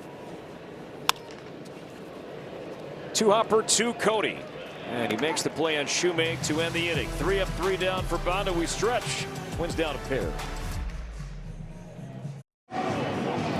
2-0 Astros as we look at our game summary, brought to you by Toyota. Isaac Paredes responsible for those 2 runs on the board with his 5th home run of the season. Jason Alexander making his first start of the season.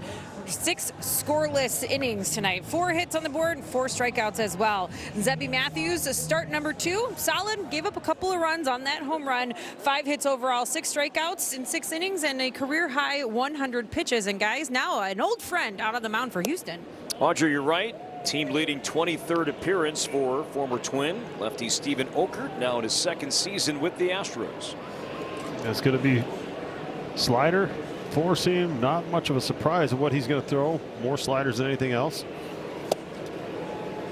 He's done a great job of limiting hard contact. He's been better against lefties than he has been against righties. Overall, the numbers are very good.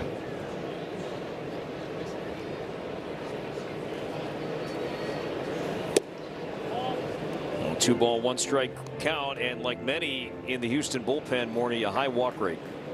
And that's a constant. And that's why the Astros, among the reasons, not the only one, they have the highest bullpen ERA of any team in the game. Okert looked like he almost thought about challenging that. Each team has 1 remaining, and now a 3-1 count on Lee, who tripled off the wall and right in the 4th.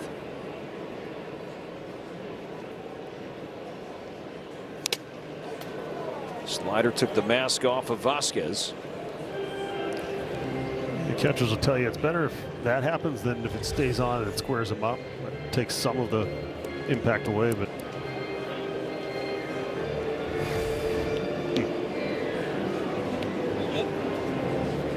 Vasquez, thumbs up, good to go.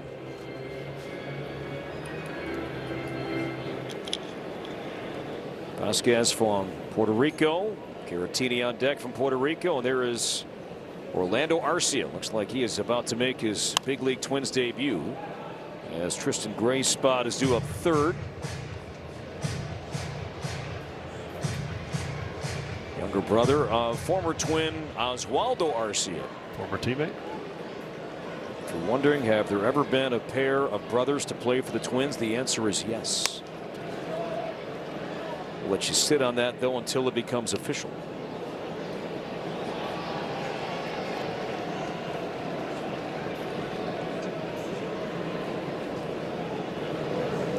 Santos, righty, up in the Houston pen. 3-2, and Lee strikes out on a slow breaking ball from Okert. Second time that Lee has struck out tonight, so one away. And here comes Victor Caratini, who has walked and lined out. So there is Orlando Arcia, but first Victor Caratini.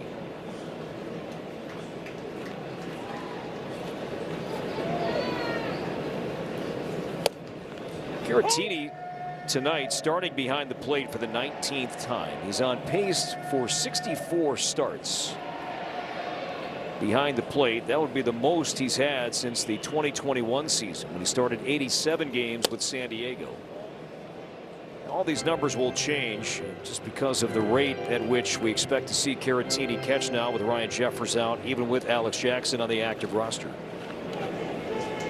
But I do wonder the domino effect, not so much behind the plate, but where does this leave Caratini at first base? Because if he wasn't catching, a rare DH, but he would play some first base. I have to think that Cody Clemens now, he's going to play, and we've seen it even against lefties, that Clemens is going to be out there quite a bit, don't you think? Yeah, I think when Buck's out there in center field as well, that kind of changes how you want to position everyone. Yes, we've seen him at first. We've seen Clemens at first, but Caratini sounds like he's going to be the primary catcher for a pretty good run here. Plenty of experience. He's going to be able to do that. But yes, how does it affect all the other positions on the field? It's not just him, but it's because of his versatility where he's able to move around. Other guys are going to move around. The opportunities for some as well. 2-2, and Caratini, that backdoor slider could not hold back. So back-to-back strikeouts from Okert. And now we do see Orlando Arcia. So now the Twins, for the second time in Twins history, have a pair of brothers who have both played for the Twins. The Arcias joining the Nettles. Greg Nettles, 67-69, played some outfield third base. And Jim Nettles, 70-72, also played some outfield. And now the Arcias in Twins history. Go back to the Washington Senators days and many more. The Millers, the Milans, Pasquales. Twins, though, not picking up Okert slider one bit. 0-2. Well, for stepping in the box and you know he's going to throw it 2 out of 3 times, kind of can anticipate that in some ways. That'll tell you that it's still a pretty good pitch. Arcia, great numbers with the St. Paul Saints. We saw him in camp as a non-roster invitee, did not make the team, but still accepted a spot in St. Paul. 39 games at .318. And Okert, his return to Target Field, he strikes out the side. Lee, Caratini, and Arcia. 8th inning. Some sunshine late today. Beautiful night. Twins, though, down 2. It's time for a Progressive upcoming schedule. Tomorrow afternoon, this 9-game homestand comes to a close with Joe Ryan on the bump against the Astros. Friday, the Twins head to Beantown. It's a 3-game set against the Red Sox, then 4 against the White Sox, and finally 3 against the Pirates to wrap up the season-long 10-day, right? Yeah, 3-city, 3-team, 10-day road trip. There you go, guys. All right, Audra, thank you. Yeah, that's Memorial Day weekend coming up. Twins have that day game Monday in Chicago. Day game here to wrap up the homestand tomorrow. Travis Adams takes over. Arcia is now playing third base after batting for Gray. Vasquez to right, and Austin Martin measuring. And Vasquez 0 for 3, so 1 down as Pena will bat. He has 2 hits tonight. From Twins territory to the world, Delta, official airline of the Minnesota Twins. Jeremy Pena, he is hunting a first pitch fastball.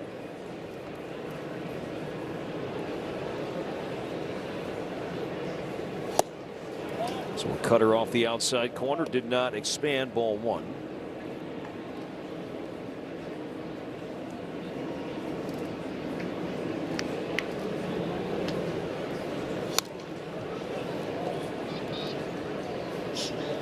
Travis Adams, third appearance with the Twins. Began the season hurt. Was on the IL recovering from a right triceps strain that he sustained during spring training. Debuted last year. Good pitch, end of the bat, and Pena flies out to right, and there are two down. Yeah, he's one of those guys that's in the bullpen now that has a mix of 5 different pitches, 3 different fastballs, the 4-seam, the cut, the sinker, and then the slider and the change. He's going to mix them all. Let that hitter get comfortable, not let him lock in on any one pitch or shape. Beautiful shot, sun setting. On this Tuesday night, Twins have 9-1-2 coming up in the 8th. Outman, Buxton, Larnach. Isaac Paredes 1 for 3 with a first inning 2-run homer. That's been the scoring so far tonight. Houston 2 runs, 5 hits. Twins no runs on 4 hits.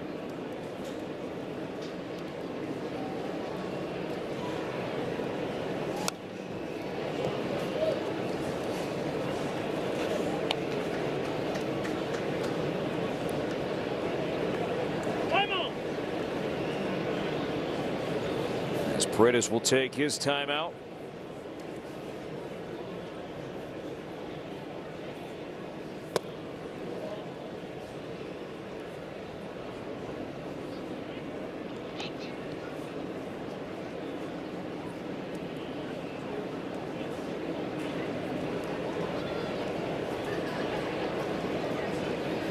Now the 2-2 from Adams, and there's strike 3 on a sinker. 3 up, 3 down for Adams. Twins running out of outs, down 2. Twins baseball is powered by MLB.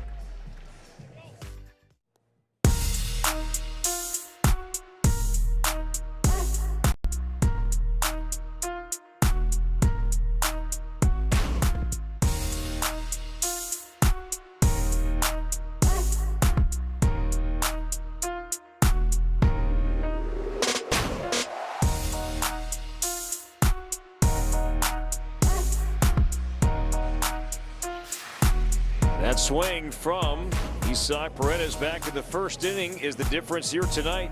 Sunshine here in downtown Minneapolis, glistening off the neighboring downtown buildings. Minnie and Paul shaking hands. Aniel De Los Santos in to pitch now for the Astros, and James Outman leads off. A high pop fly. Cam Smith now playing right. Makes the play, and 1 pitch. Outman is retired. Quick out once again for the Twins. Smith is now in right, and Cole goes from right to left. Take a look at our Jeep standings. There's multi-home run games in Twins history. Byron hasn't homered yet tonight. Has a double, but 19 multi-homer games in his career. 1 away from tying Justin Morneau for the 2nd most in team history. Still back of Harmon. The next time we see Byron homer more than once in the same game, Justin has company. Be happy to see it. Even better if it was tonight. A home run and then a walk-off wouldn't be bad. And that's a fair ball down the left field line. So Buxton on his way to second base, and Cole will lob it back in. So Buxton 2 hits, 2 doubles, and once again the tying run is coming up. Well, that works too. Need a base runner, need to score 2 to tie this thing up. So Byron Buxton, the opposite field double, got jammed a little bit earlier in the ball game. This one, a fastball running in. It's a nice job of keeping it fair, and chuckled at the end of that, watching Cole look up like he had any chance of throwing Byron Buxton out on at second base. Sometimes you forget who's running. Now Trevor Larnach go for 3 tonight. De Los Santos really struggled in April. His ERA was over 5. He's been better here in May. In 6 games, ERA starts with a 2.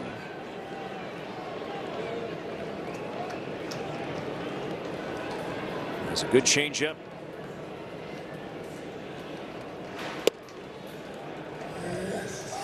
And that lower arm slide, he's got a good amount of run on that fastball as well. We saw that one he threw the buck, kind of starting in the middle, running to the inside corner.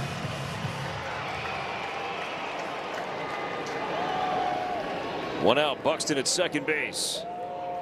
The 1-1 to Larnach. Line drive right side, caught, flip back to second, and Byron is in safely standing.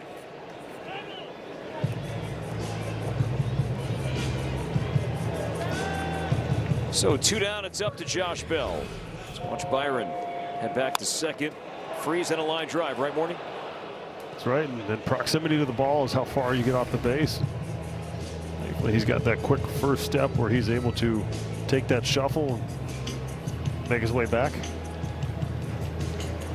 Little meeting with the guy who hit 2 home runs, walking up to the plate, just going over the plan. Last time base open, they had this situation with 2 outs earlier in the ball game. He saw a 3-1 changeup. See how they attack him. A different situation here with Clemens and him being the go-ahead run in the on-deck circle. The first pitch of the at-bat tells you a lot. So Brian King warming up. Might be for that man there if Bell is able to extend the inning. Yeah, so part of that meeting, letting that reliever get going, get fired up in the bullpen, and then making sure you're on the same page.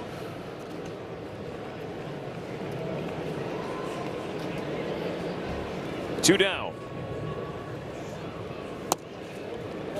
Ball 1. Good take. Bell with 5 hits in the series. 2 homers last night with a single and 2 more singles tonight. Sharply bobbled and missed by Shoemake, and with that Buxton will score. 107 off the bat. Shoemake could not make the play. This is a 1-run game. Right through the 5-hole. Didn't keep the stick down. This ball hit hard. Stayed down on him, and however it came in, Twins will take it. Solid contact again. I think Shoemake thought that ball was maybe going to come up a little bit more. And now that'll be the end of Los Santos' night. He'll go down as a single with an RBI. Stay hot. So De Los Santos will depart. So Bell's at first base. Probably a pinch runner coming in for Bell as Brian King is coming in to see Cody Clemens.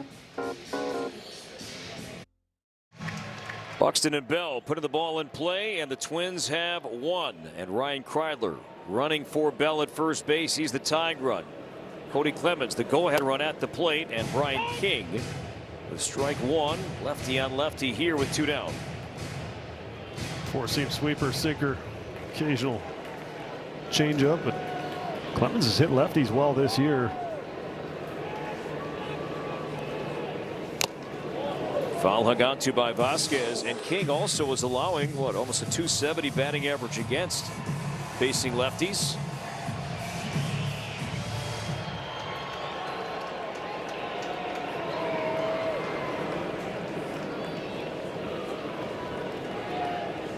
Grover and Kreidler back in.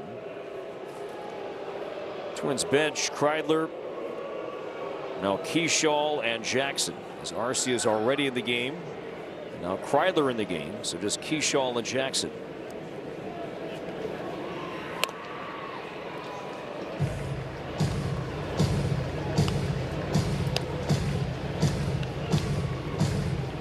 Cody's been hot the last couple of weeks, hitting righties, hitting lefties.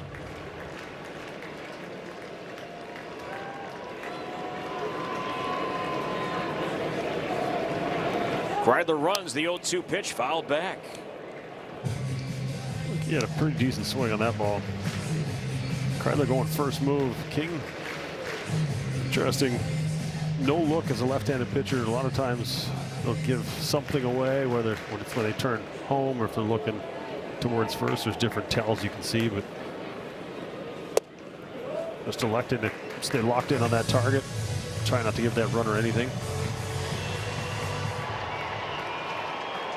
See if you can find a breaking ball, maybe down in the towards the bottom part of the zone to run on here if he does decide to go. He stays, and Clemens, base hit into right. Kreidler to second base, he'll hold. So Cody Clemens 104 off the bat, and the tying run is now in scoring position. Fell behind a couple of strikes, hung in there, and then rips a base hit between Walker and Shoemake. Well, really good adjustment here. A couple of fastballs early in the at-bat, got on top of it. Kreidler was thinking about going first to third, but wisely stops at second.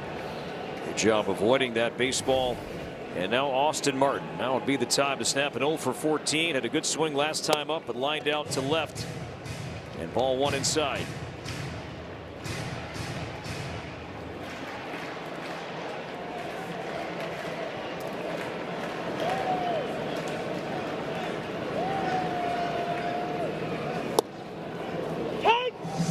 That's a good pitch. Started off the plate.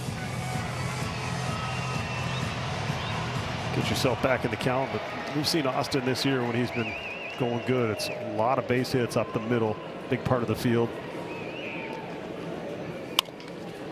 Rolls it out to short, and Pena to first base, and Martin is retired to end the inning. But the Twins are on the board. The combination of the buck truck and Josh Bell. It's 2-1 as we enter the ninth at Target Field. Twins down 1 9th inning. Defensive changes. Cody Clemens will shift over from second to first. Arcia from third to second, and Ryan Kreidler, after running for Josh Bell, stays in. He's now the new third baseman. Yordan Alvarez leads off the 9th inning, facing Travis Adams, who worked a 1-2-3 8th. Alvarez, Walker, and DeCenzo trying to keep this a 1-run deficit here in the 9th inning. Good start. Brooks Lee, one away. That was in the air a long time.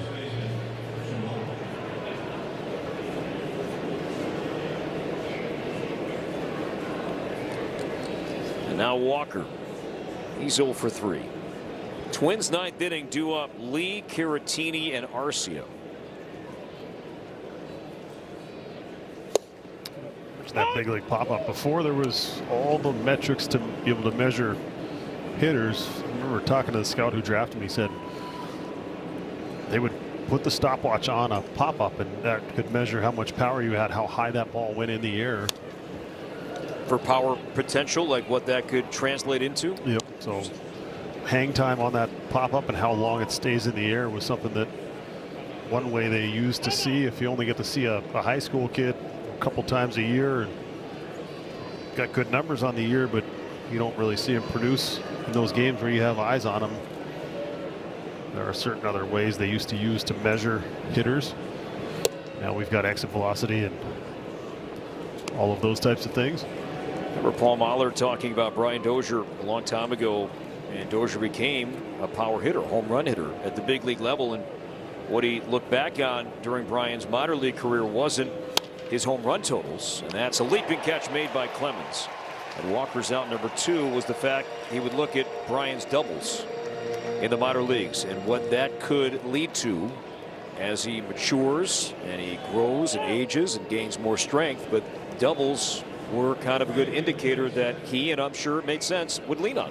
Yeah, I think you take an 18-year-old kid, 19-year-old kid, and put a wood bat in their hand and necessarily know how that's going to play, but you're right, the doubles, hard hit balls, and then all of a sudden you add some strength and I'll carry it a little bit more.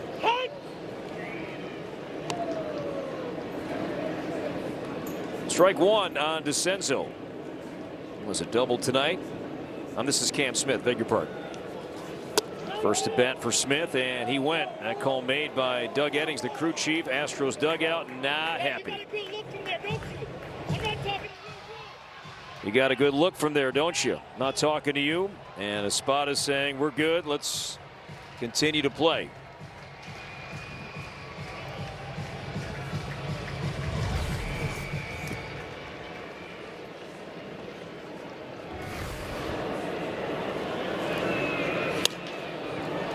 Smith pops it up. Brooks Lee will grab it. Nice job, Travis Adams. 6 up, 6 down. Twins will bat bottom 9, down 1. Brooks Lee will lead things off when we come back on Twins TV. Bottom 9, Twins trailing 2-1. This copyright telecast is presented by authority of the Minnesota Twins and may not be reproduced or retransmitted in any form. And the accounts and descriptions of this game may not be disseminated without the express written consent of the Minnesota Twins. Twins are seeking their first win this season when trailing after 8 innings. They are 0-22. Let's make it happen tonight. Down only 1. Brian King got the last out in the 8th inning. He does lead the Astros in saves with 4. Nick Allen now playing second base for Braden Shoemake. Among the injured Astros, their closer Josh Hader is out. Check swing and no swing. This is Gabe Morales at first base. 1-1 on Lee, who has a triple tonight. Sandwiched between 2 strikeouts. Lee, Caratini, Arcia.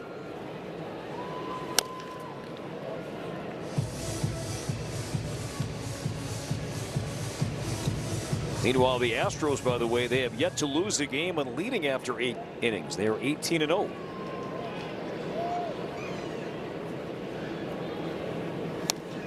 Foul back. I think he wants that one back. See if he gets another pitch that good in this at-bat. Gonna get battle mode now.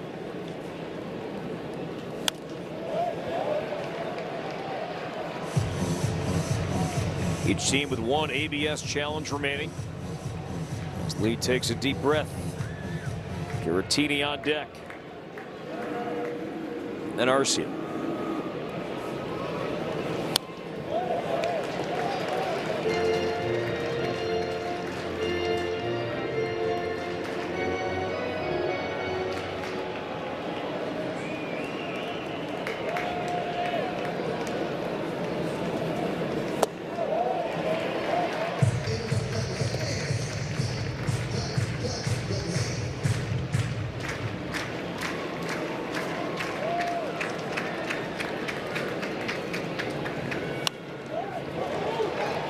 Another souvenir, lengthy at bat. Ongoing now for Brooks Lee. 8 pitches so far. And Brooks still battling.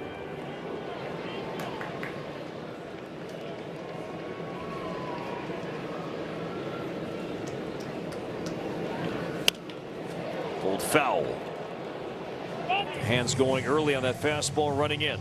It'll be interesting to see if they go something away, something softer, something maybe back foot with that slider. Husky's been around a long time. You speed a hitter up like that. Kind of got him in swing mode a little bit, fouling off these pitches. 2-2 pulled to left, deep but foul. That was not where he wanted to throw that pitch. Now Brooks had a good look at both the sweeper and the fastball. And there it is there. You sped him up a couple times in a row, then you try and go to that changeup away. If I'm Brooks, I'm eliminating that. I'm just on the fastball and the sweeper that he's seen so far in this at-bat. 12th pitch coming up. King to Lee.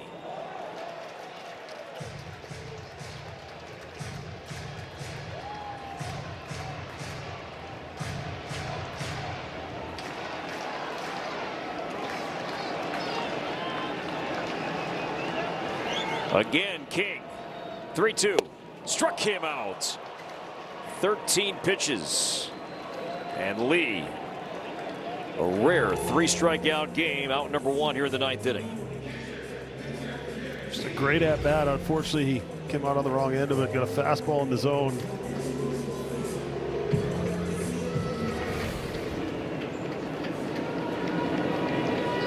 So 1 away for Caratini. Lined up the middle. Pena. 2 down. So it's up to Arcia to extend this game. Welcome back to the big leagues, and here you are, bottom of 9, down by 1. We come through, can't draw it up any better than this, but Tough spot to be in.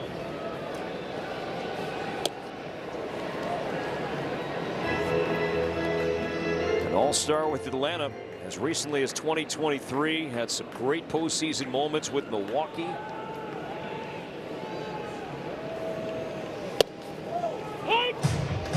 One and one. Challenge, use it. 2 outs. Challenge left. Could have challenged that one. Looked to be a ball. He did not. Line to right, and the Twins still have hope. So a 2-out knock to right. Arcia's on. And now the winning run is coming up, and James Outman's spot due up. Oh, and it's going to be Luke Keyshaw Morty batting in place of Outman. Welcome to the team, and nice to check in. Arcia, and then Keyshaw with the majority of this game off, but this will get us a new pitcher coming in out of the pen. So Joe Espada was anticipating this move, so a righty up in the bullpen. It is veteran Brian Abreu. He throws hard, so we'll see a pitching change. Twins still have a chance. Winning run. Keyshaw bats in a moment. Now Brian King showing some frustration inside the Houston dugout after allowing the 2-out single to Arcia. And the tying run is on. A winning run coming up. Luke Keyshaw pinch hitting for James Outman as Arcia is at first, and the veteran Brian Abreu takes over. It's been a challenging year for Abreu. Yeah, a ton of walks. Obviously a big issue. That number jumps off the page. He's got a slider with a ton of depth to it. Almost straight down. Strike one on Keyshaw, who has 2 career walk-off plate appearances. A walk-off home run, a Sunday day game against Kansas City, out to right center. Also a walk-off sac fly against Arizona. Inside, and Keyshaw got hit.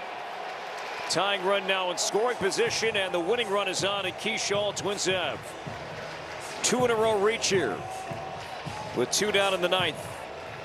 And this is one of the reasons why you love Byron Buxton in the leadoff spot. Gets him a 5th at bat. He's the guy that you want up in this type of situation.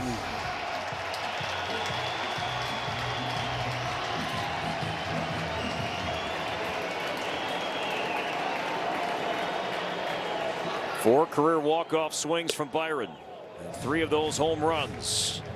Twins do not have a walk-off win yet this season. Have the right guy in the batter's box to make it happen. Does he throw him a slider? And if he does he get it back? 2-0.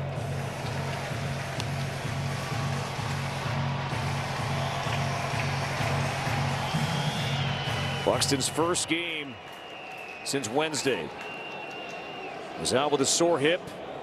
2 hits, 2 doubles, and a run scored tonight. Ahead 2-0 against Abreu.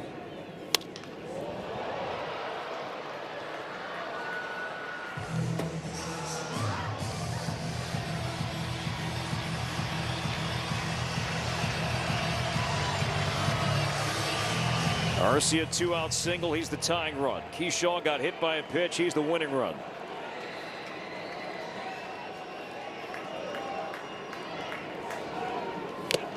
Two and 2.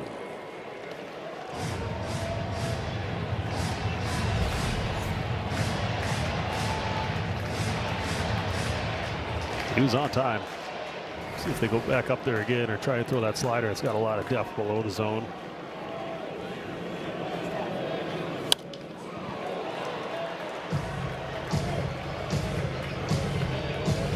Oh, feels like you're playing with fire. You keep going in there. You keep trying to throw that fastball past him. It spreads. Unfortunately.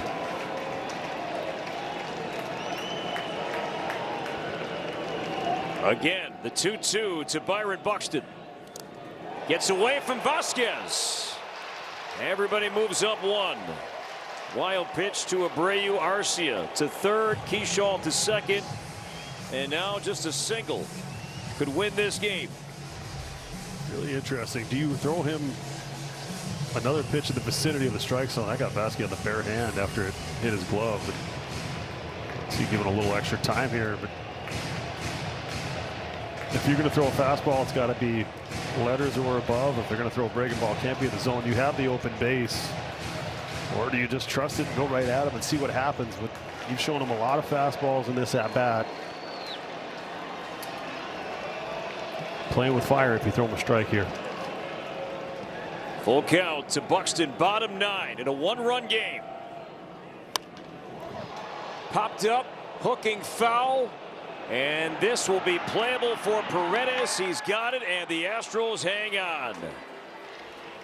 Twins had a chance here in the 9th inning, one swing away from victory, but Abreu and the Astros hang on and win by 1, setting up another rubber game for the Twins here with Joe Ryan on the mound tomorrow. Houston 2, Twins 1 the final. Stay tuned, more to come. Twins postgame with Jim and Anthony is coming up next. For Justin Morneau, Audra Martin, Corey Provus saying so long. More to come right here on Twins TV.